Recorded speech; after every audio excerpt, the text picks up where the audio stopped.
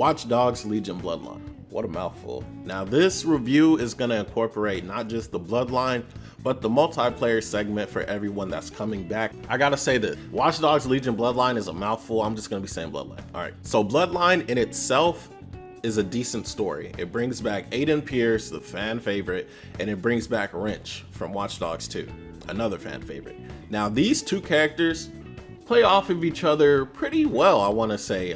Wrench is like super not serious at all, always goofing around like Watch Dogs 2 style Wrench. Like he's still the same character, which is kind of weird because he has aged what, like 10 years and he's still the same Wrench. I don't know, that's a little strange, but the story's pretty interesting. Aiden accepts a contract from Jordy, and he only accepted the contract because Jackson, his nephew, is actually in England. What a coincidence. But he's in England, so he's like, oh, I'll do this contract, make some money while I also get to see some family, because why not? Basically, Aiden has the whole, I'm not trying to be the hero. Said so several times, heroes already lost. Everyone that was trying to rise up and go against CTOS, we already lost. Why even try? What I did like about Bloodlines is Aiden and Wrench play style is pretty different. Their guns are a lot different. Aiden has a whole new mechanic, and he brings back his old blackout feature that shuts down all electronics in a pretty wide area of effect. Not only does Aiden have an instant reload if you time it effectively, you also get a damage buff on top of that. That makes a lot of this late game stuff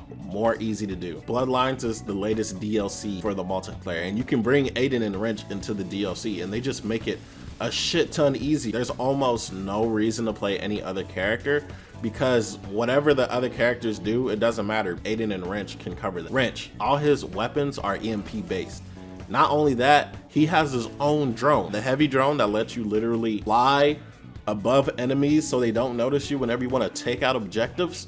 He has that already, and not only that, his actually comes with a weapon. As long as someone is using the drone, Aiden's blackout ability doesn't even affect it. They really do go together well with these hard-ass missions. Just those two in combination on top of the other DLC character, the lady that has like the phantom abilities, like she can brainwash and stun. Those three in a dungeon, you could just have another Aiden on top of that so you can have two blackouts. Two blackouts, a Wrench, and her literally is like the end game team right there. The Bloodline story is good. It's honestly not that bad. The only thing I don't like about it is it seems a little rushed. Feels like they've had a long time to come up with this, and sometimes it feels like it's just rushed in there.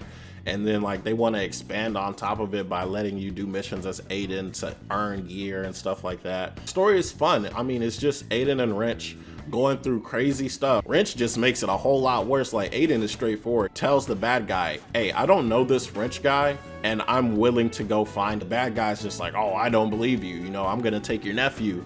And Aiden's like, do you really want to do that? Like, you know who I am, you know my track record. The bad guy even lists Aiden's track record. After Chicago, they say you went global for a few years. I found a few links between you and the murder of some warlords, blood diamond traders, dictators.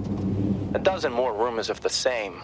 If even half of what you said is true, is crossing me really worth the risk? I want to know, what was Aiden doing? Like, Aiden literally sounds like Sam Fisher. If Ubisoft even cared about Sam Fisher. Aiden is Sam Fisher 2.0, and it doesn't help that he also has a beard. Like, what is with Ubisoft and giving their main characters beards when they get older? What a coincidence, right? The only things I don't like when it comes down to it is the multiplayer. The raids are really, really hard, and there's only 4 characters you get to go with. They should have made it at least 5 because a lot of this stuff is really difficult, especially with random. Overall, I think it's worth it. If you play in the multiplayer, you might as well buy it because the two characters, Wrench and Aiden, literally are like some of the best characters inside the entire game. You might as well just do it.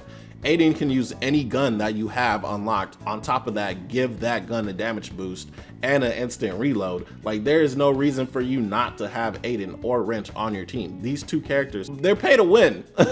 Since you gotta pay for the season pass to get Bloodline, they're pay to win. Honestly, gonna have to give this a 4 out of 5. Shout out to Ubisoft for actually giving us the code for Watch Dogs Legion a long time ago with the perks of the season pass. Thank you guys for giving us the game early, all the bells and whistles on top of it. Watch Dogs Legion Bloodline. What do you guys think about it? It's your boy Miss. Comment, rate, subscribe, and I'll see you guys on the next video. Peace.